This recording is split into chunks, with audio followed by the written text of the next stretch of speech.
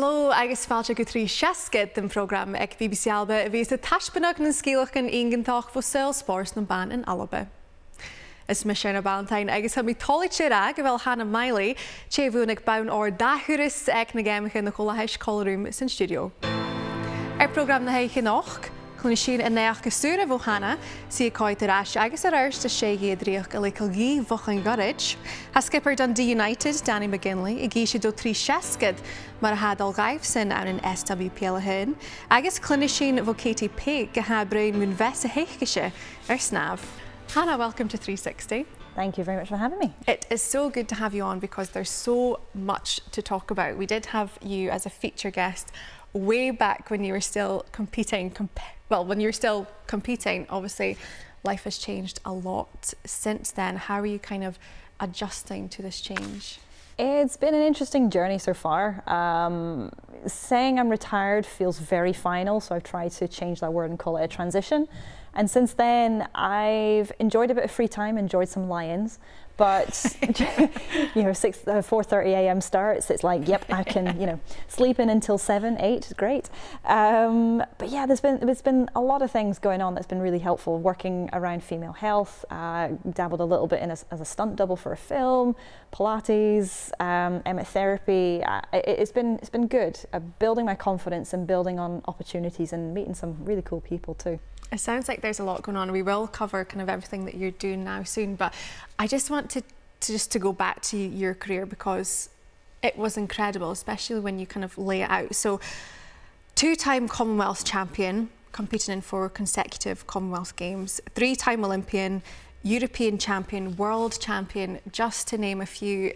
Can you even reflect on that? How do you look back and take that all in? I splashed around a fair bit, didn't I?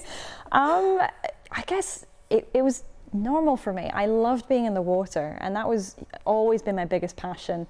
I've always been slightly quirky as a young kid growing up, and for me, water just allowed me to live in my own little world.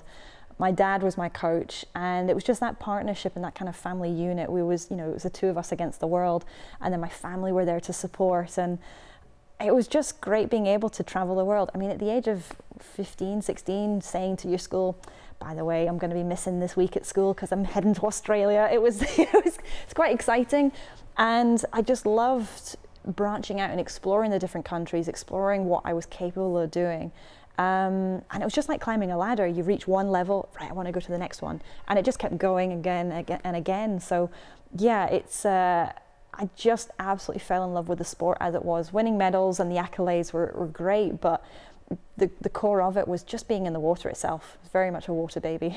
And you mentioned your dad as your coach. What a special relationship that must have been over, well, probably still is, but over that time too. Yeah, and I have a huge amount of respect for him. He was a helicopter pilot, and he was involved in swimming long before I came along. So as a teenager, the chances of me winning an argument regarding swimming was very, very slim.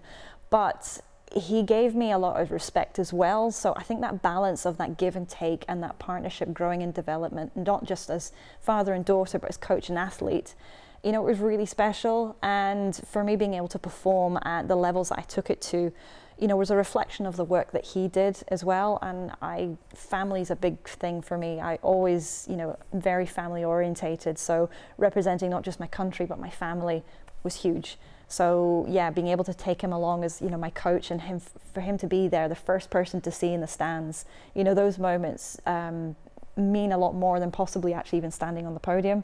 So yeah, it's been a very special relationship, and one that I'll always cherish for however long I live for. Well, for you, you have a lot of medals, over 30, but it's not an individual kind of achievement, is it? For you, it's more a collaborative thing. When you're standing on the podium receiving the medal, it's the family behind it. For me, my dad being my coach, my mum was like my team manager, my 2 brothers were like the best training partners I could ask for. So I stood there representing not just my country, but my family too. And that makes those moments all the more special. And being able to share it on that sort of family-based level, it was my way of being able to give back to my family, because I know how much my parents sacrificed to help support me through swimming. It's, you know, quite an unforgiving sport from a family perspective, and you know, I wouldn't have got to where I did end up without them. So, you know, it's hugely owe them an awful lot. It definitely paid off though, because as a young girl, a teenager getting into the pool, could you ever have imagined where this career would have taken you? No, as a young teen, you know, splashing around and meeting up with my friends in the public session, the fun session with the floats and the inflatables, you know, it was all good fun, but there was always just that drive, that outlet that swimming gave me, and I loved working hard. I was so competitive as a youngster, and it gave me that chance to get that competitiveness out. And being able to direct that sort of burst of energy was really, really helpful. But you know, watching the Olympics on TV, I never thought that I could be in that position. So it was really cool to see that progression through my journey, and to actually end up, you know, not representing my country just once at an Olympics, but you know, 3 times. It's more than I ever could have dreamed of. Hannah, it's so amazing. But actually, do you still, to this stage, you still get back in the pool and kind of even think to yourself, oh, I'm going to see how fast I can go? Does that happen? I get back in a little bit. I try not look at the stop clock as much because it's not as quick as what I used to. But just for my own mental health and my own physical fitness, you know, I've done it for so long, and to just suddenly stop and go cold turkey is really, really tough. So I'm trying to adapt it and allow myself to do other activities, but swimming at the main part, you know, I'm not doing 12 sessions a week now, it's maybe like 2 or 3. And just allowing myself to just enjoy being in the water. No numbers attached, just the pure enjoyment of splashing around. Oh, Hannah, well, it's so lovely to hear, and I'm so excited to hear more from you later on in the programme. Well, hasín anis a chaidh ar naragu skipper Dundee United, Danni McGinley, chuaigh tríchad tal gan skipper éige Nuair, am gach farpish agus gan cúteach suas go SWPL a hin. Ha Danni ar a bhí géise goin Geamaichean agus mar a hadal gaibh sa phríomh leig.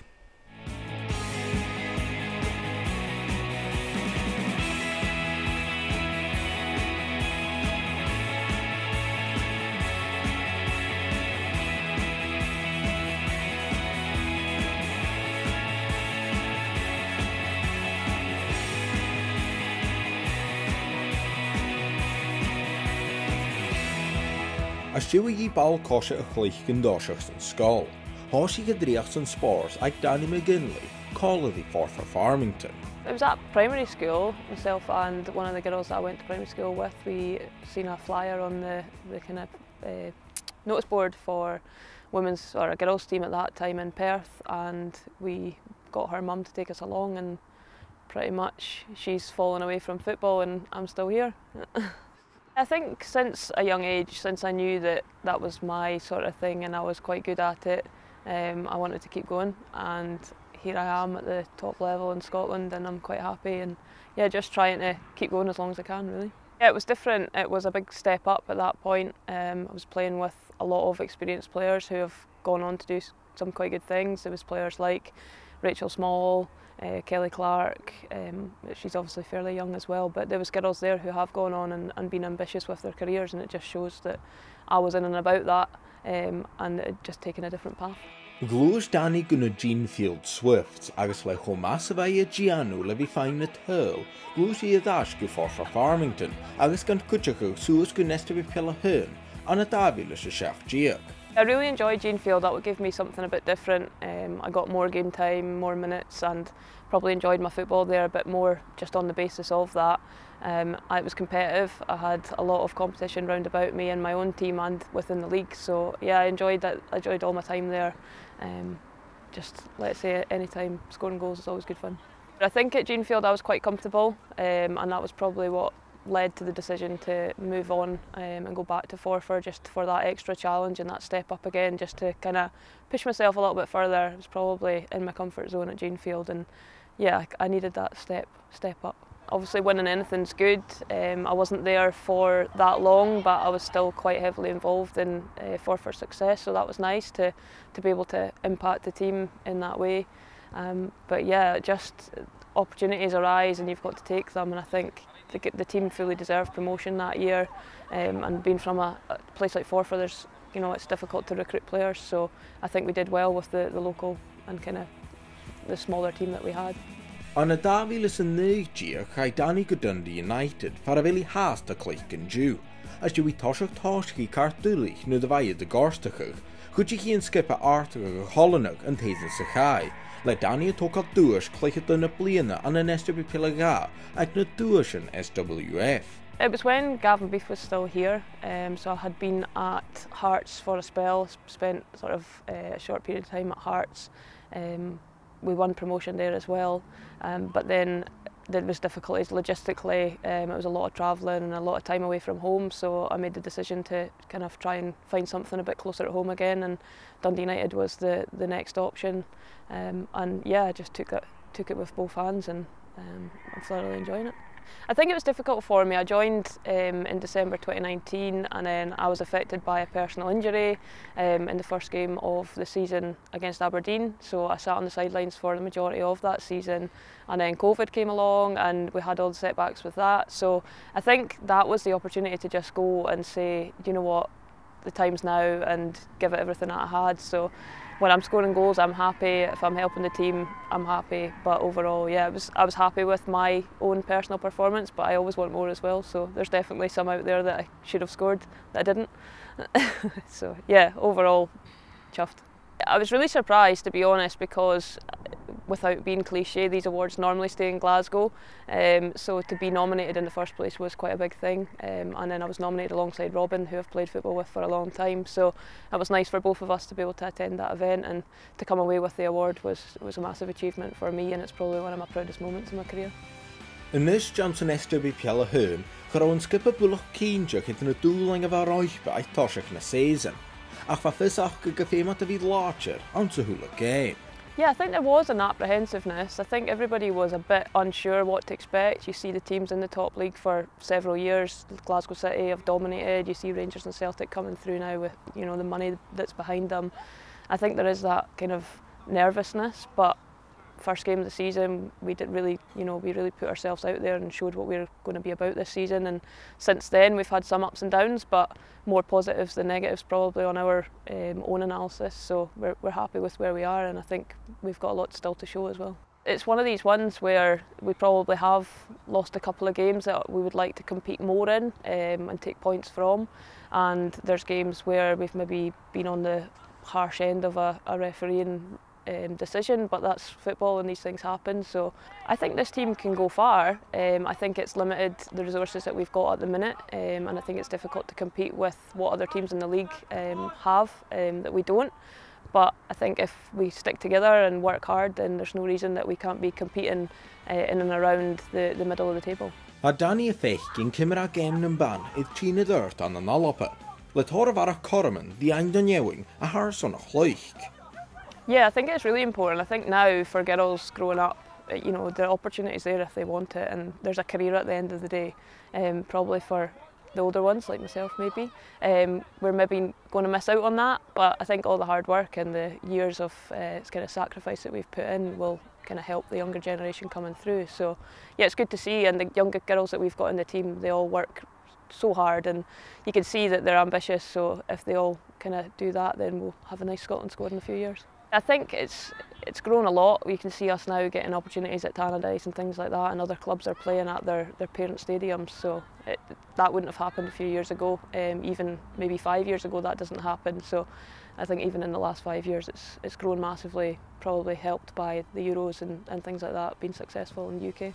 Ha Danni Mochtal an sa hula sian a haid colon sa driach a casio. Agus hain dochus galeni orra chloich game I the village o mesal. Go fat sa suringi.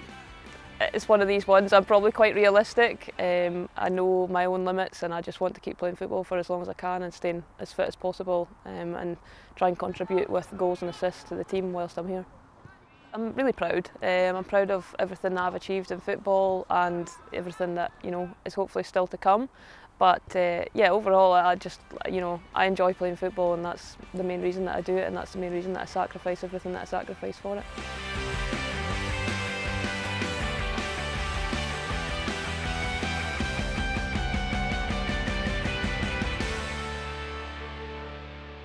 Hannah, Danni spoke about the development of football in Scotland, especially in recent years. We've seen it come on a huge amount.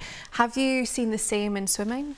Yeah, I've seen the development come leaps and bounds. You have great role models like Duncan Scott and Kathleen Dawson off the back of a fantastic Tokyo Olympics.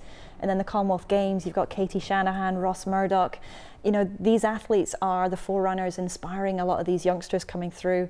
And I hope within my career, I was also in a position where I could have inspired, and hopefully these athletes will, you know, take that initiative to see these athletes and think, you know what, I could do that. I could be in that position one day. And sport in Scotland is going from strength to strength. So it's really nice to see a lot of these youngsters aspiring to be the, you know, the next elite top athletes. So future in Scotland is looking good. Well, I know you are a role model to a lovely young swimmer who we're going to be hearing from later on the programme. But for you, you are still involved in sport in numerous different ways. I know there's a really important kind of topic for you in terms of menstruation and female health and that in sport. Can you just tell us a bit about that? So when it came to retiring from sport, I felt I needed a job title or an identity as such.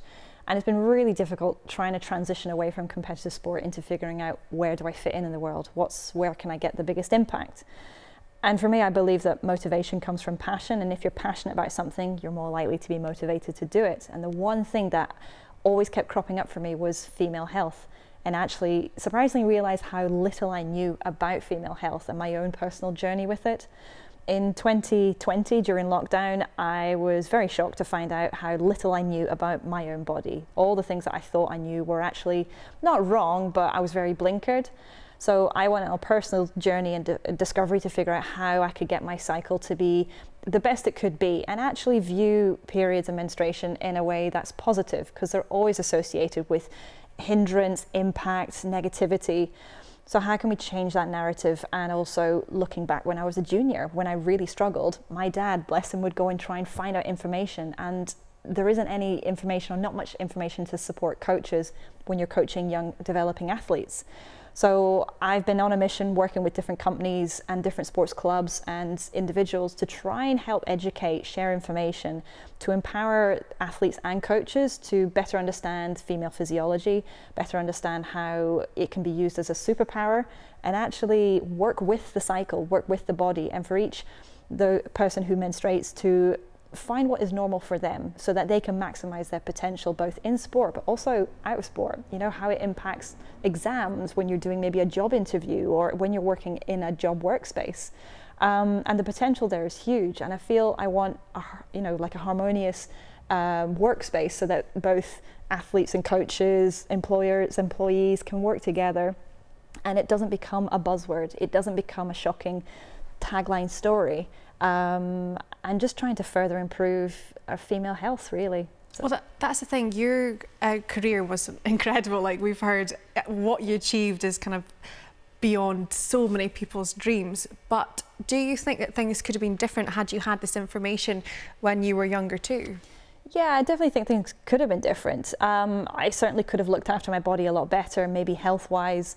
I could have spot signs and understood how to listen to it and actually pick out what those warning flags my body could have been telling me. It's about future-proofing the health of athletes. You push your body mentally and physically to its limits, but we're not taught how to use tools or how to support it in a way that stops you from actually physically harming yourself. Athletes that push themselves so that they stop having a period, that's really dangerous. And they run the risk of osteoporosis, they run the risk of infertility. And there's so many things that at that time, for the sake of performance, you sacrifice health.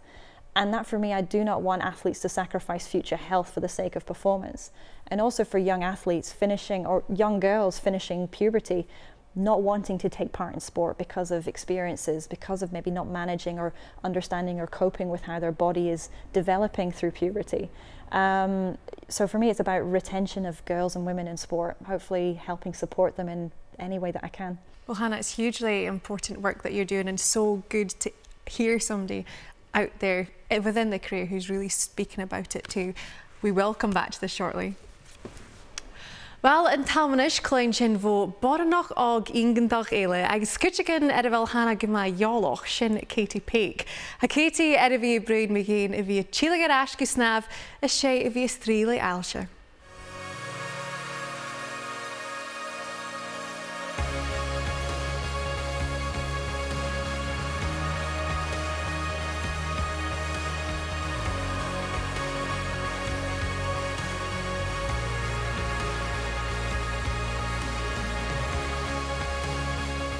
Thosaigh bith snàmhadair Katie Pake an spórs mar táil is sas an imime club aillse deanú carriage an úra an tlia.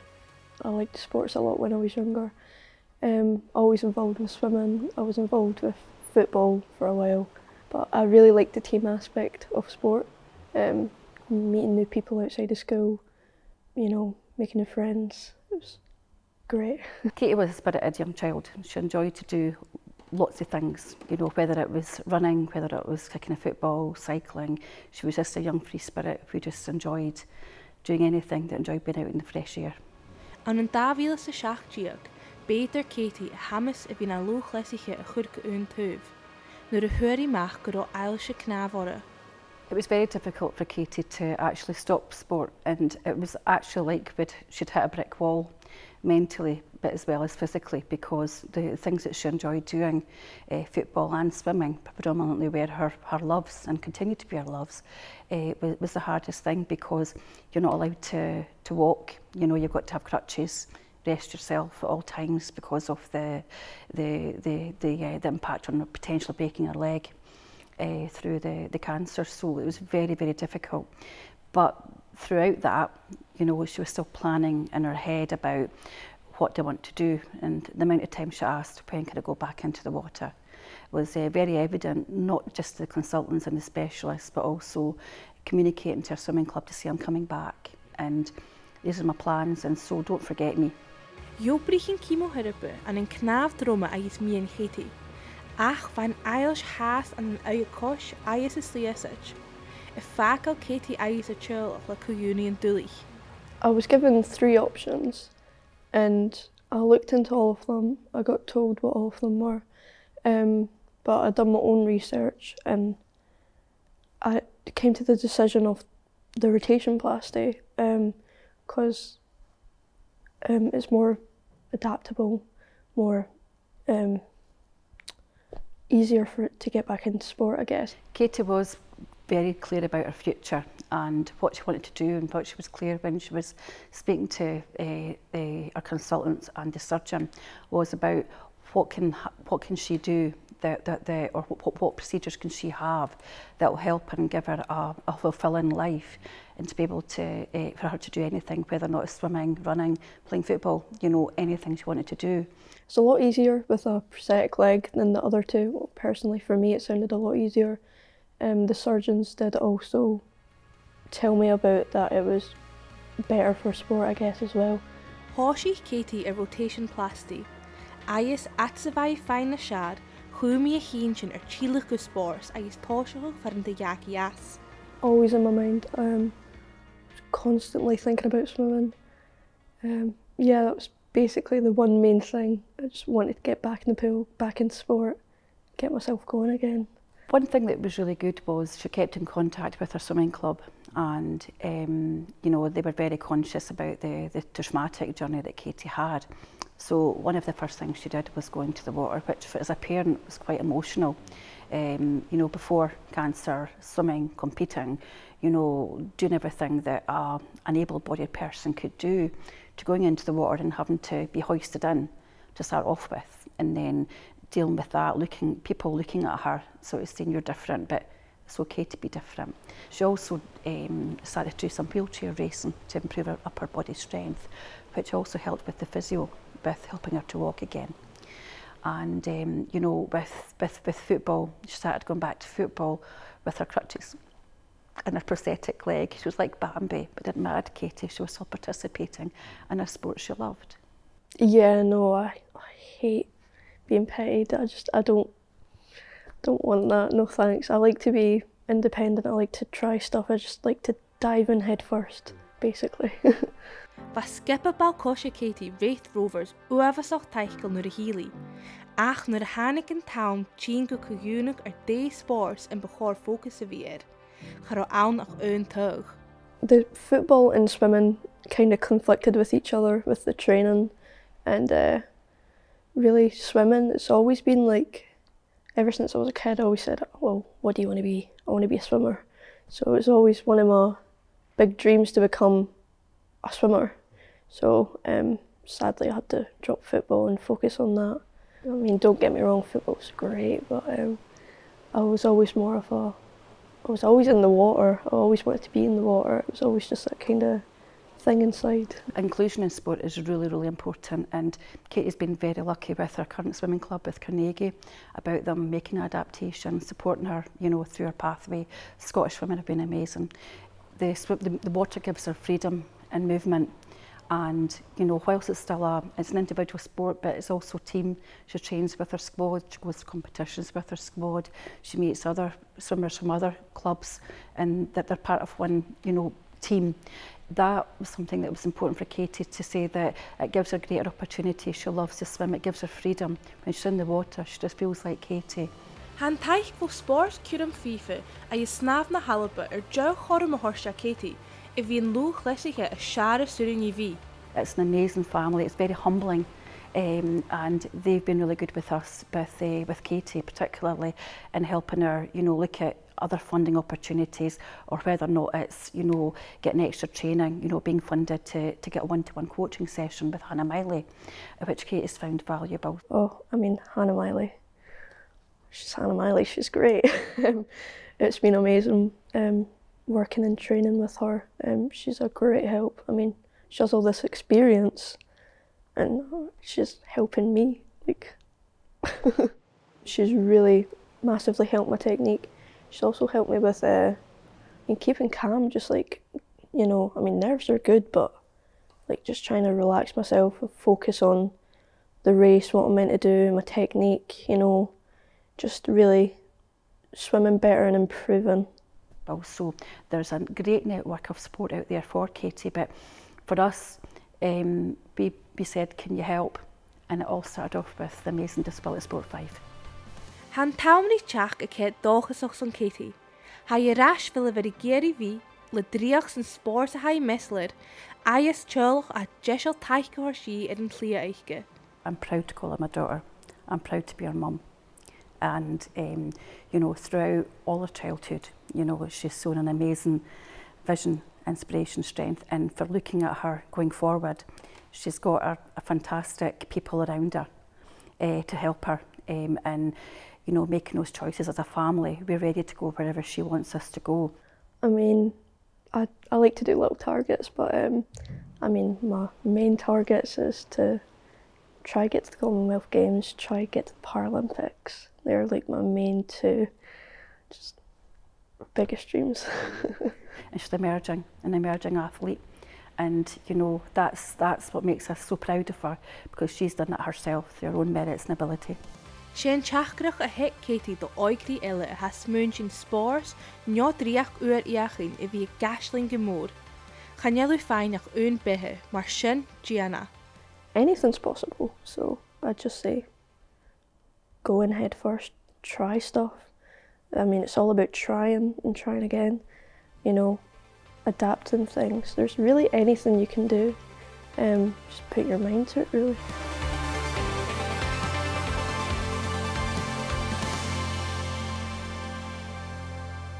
Hannah, what an incredible story, and I know that Katie is someone that you know very well, as we heard. Oh, she's hugely inspirational, and to have had the privilege of meeting her when she was getting back into swimming not long after her operation was, she was just this wee little toot and just so passionate and loved swimming so much, and to watch her grow from this young kid into a young woman and still that passion is there, it's just been hugely inspiring. So I feel very honoured to have helped her in some shape or form with her journey, because she's got a lot more to give. And that's the thing, I mean, as we know, you were a huge role model, but there are role models too, like Tony Shaw, who Katie can also look up to and probably take so much from there as well. Yeah, the power of role models, and she probably doesn't realise that she too herself will be a role model as well. And I think it's just incredible, and that's one of the great things about sport, is it brings out the resilience in individuals and what she's overcome and how she's been able to tackle it and actually put all of her efforts into her swimming and see where she can take it. You know, she's really shown her tenacity, and that in itself will, you know, she's got the makings of an incredible athlete.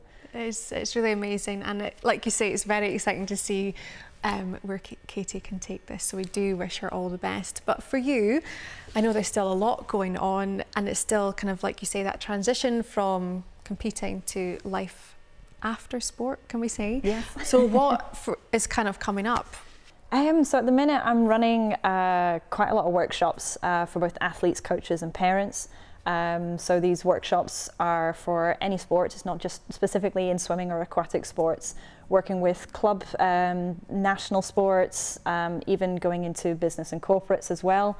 It's purely with the aim to educate, empower and offer tools of help and support around menstruation. And with the coaches one specifically as well, looking at communication, how to create a better working environment so that there's an understanding, shared empathy and solutions to hopefully reduce period poverty, to reduce dropout as well, and how we can help support female sports as a whole so that we can retain a lot more athletes and better support them. There are a lot of people involved. There's the athletes themselves, there's the coaches, there are the parents. Have you had kind of people from all those groups speak to you afterwards and say actually what you've done has changed my complete way of thinking about this? Yeah, the one thing I want people to feel when they walk away from the workshop is fascination and curiosity as well, to hopefully feel that, oh, I didn't know that. Actually, that makes a lot of sense, and they can resonate and connect with maybe certain scenarios, whether it's a male coach working with female athletes or conversations they've had with their wife or girlfriend, or maybe they've got nieces, daughters, and they can then start pick up and explains a lot of behaviours and understanding of it. So instead of maybe making jokes or creating barriers of, oh, she's just been moody or being very grumpy, there's actual genuine reasons for it. For me personally, my own journey with my husband, Ewan, trying to get him to buy a box of tampons was a no-go. But now, since he's gone through and understood what's gone on, he's worked with me on the workshops, we now have a better understanding and better communication. He knows to not prod and, oh, you're grumpy this month. He kind of knows the better language to use. Sometimes I just want to talk, or sometimes I don't want to talk. And that in itself has allowed our relationship to be a lot better. And I want a lot of coach-athlete relationships and partnerships to be better, so that that communication is so important. My understanding as well from my dad being my coach, communication was key.